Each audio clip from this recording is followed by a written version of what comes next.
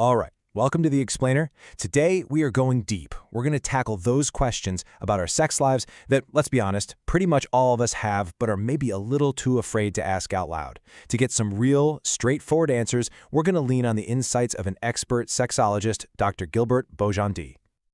So, here's the game plan. We're going to cover 5 key areas. We'll start in the mind, with fantasies. Then we'll get into the physical stuff, body image and performance anxieties. And we're going to wrap it all up with a really powerful, kind of game-changing way to think about what a healthy sex life actually is. Okay, let's dive right in. First up, the world of fantasies. That landscape inside our own imagination. What is going on in there? And more importantly, is it something we need to worry about? So, you see questions like this all the time, right? I'm 35 and fantasize about my math teacher yelling at me. Is that normal? I mean, it sounds specific, but it's a perfect example of what people secretly worry about. It actually combines 2 super common themes, authority figures and, well, the whole dynamic of dominance and submission. And here's the expert's take, which is honestly so reassuring. Having fantasies, even the ones that feel kind of weird or a little taboo, it's not just normal, it's a totally fundamental part of a healthy imagination. It's like they're a safe playground in your mind to explore things you would never, ever actually do in real life. So when should you actually be concerned? Well, here's the crucial thing to remember. The problem is never the content of the fantasy itself. The line gets crossed only when it becomes, an obsession, something you can't get out of your head that's messing with your daily life. Or, and this is the big one, if you feel a genuine risk of acting on a harmful impulse. But outside of that, your imagination is your own private space. Okay, so we've talked about the mind. Now let's move to the body and tackle some of the biggest insecurities out there. I'm talking about anxieties around size and performance, the stuff that's so often fueled by just myths. And this question, is 12 centimeters too small? This has got to be one of the most classic anxieties for men. I mean, get this. Research shows that a huge number, something like 60% of men, have looked into ways to increase their size at some point. It's a concern that really weighs on a lot of people. So, what do the actual facts say? Let's look at the science. The medical average for an erect penis is 13.5 centimeters. So, 12 centimeters? That's well within the totally typical range. But here's the real secret, and this is what the expert really wants us to understand. It's not actually about the size. No, the real key to pleasure is all about technique. So, for example, a firm erection, that's what creates the best sensation. And focusing on just the first few centimeters can be way more stimulating than just going for depth. Also, a rocking pelvis-to-pelvis motion can create so much more pleasure than simple in-and-out thrusting. It really is all about how you use it. All right, let's geek out for a minute and get a little more technical. We're going to talk about the science of pleasure, the actual mechanics of orgasm, because sometimes the problem isn't in your head at all. It's purely physical.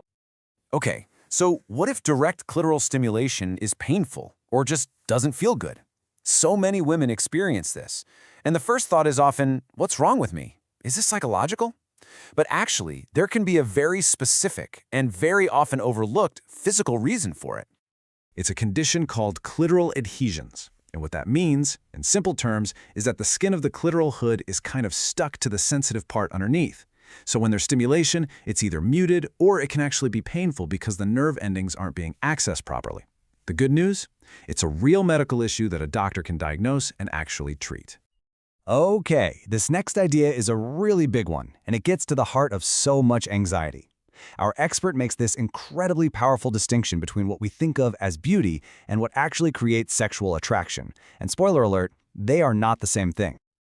Just think about it like this. On one hand, you've got beauty, which is all about fitting in, right?